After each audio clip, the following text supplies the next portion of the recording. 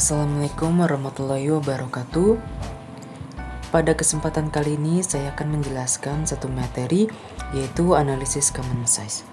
Video ini dibuat untuk melaksanakan tugas ujian akhir semester 5 mata kuliah analisis laporan keuangan dengan dosen pengampu mata kuliah, yaitu Bapak Dimas Wicaksono SE MAK.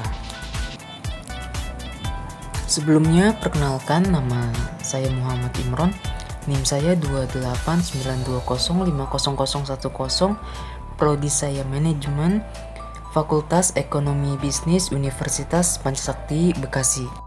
Baik, kita masuk ke materi analisis size common. Untuk daftar isinya ada pengertian analisis common size, formula analisis common size, tujuan analisis common size, manfaat analisis common size, evaluasi terhadap common size, hubungan analisis common size terhadap kinerja keuangan perusahaan, dan terakhir kesimpulan. Pengertian analisis common size: suatu metode analisa untuk mengetahui presentasi investasi pada masing-masing aktiva terhadap total aktivanya.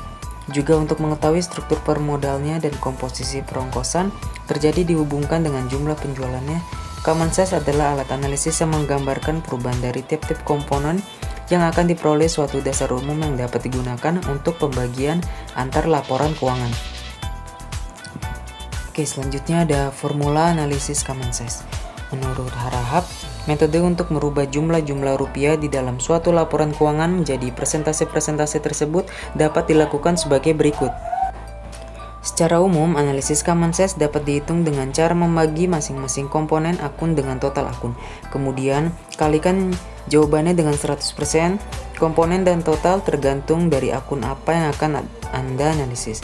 Nah, di bawah ini ada rumusnya, yaitu common size sama dengan komponen akun per total akun dikali 100%. Oke, selanjutnya ada tujuan analisis common size. Menurut Sugiono dan Untung, menyatakan bahwa tujuan dari analisis common size mengkonversikan satuan yang terdapat dalam laporan keuangan ke dalam satuan persen.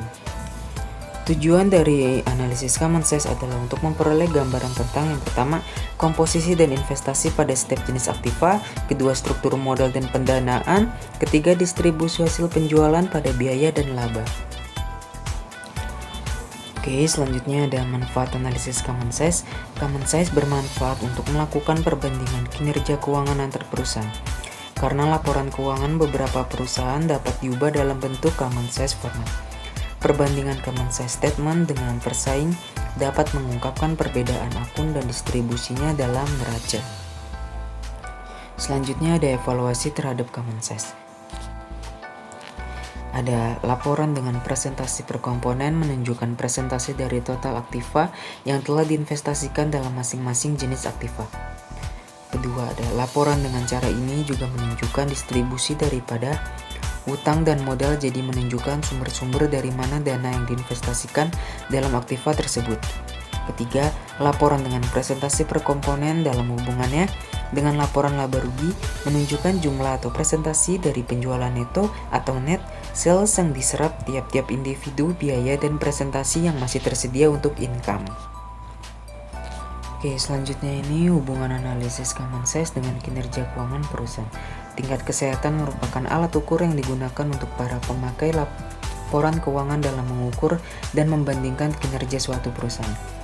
Kinerja suatu perusahaan dapat dilihat melalui laporan keuangan perusahaan melalui tersebut. Dari laporan keuangan tersebut dapat diketahui finansial dari hasil-hasil yang telah dicapai perusahaan selama periode tertentu. Tingkat kesehatan perusahaan dapat diketahui dengan melakukan evaluasi atau analisis laporan keuangan. Oke, baik, selanjutnya adalah kesimpulannya. Analisis common size merupakan angka-angka yang ada dalam neraca dan laporan laba rugi menjadi presentase berdasarkan dasar tertentu. Tujuan dari analisis common size adalah untuk memperoleh gambaran tentang komposisi dan proporsi investasi pada setiap jenis aktiva, struktur modal dan pendanaan, dan distribusi hasil penjualan pada biaya dan laba.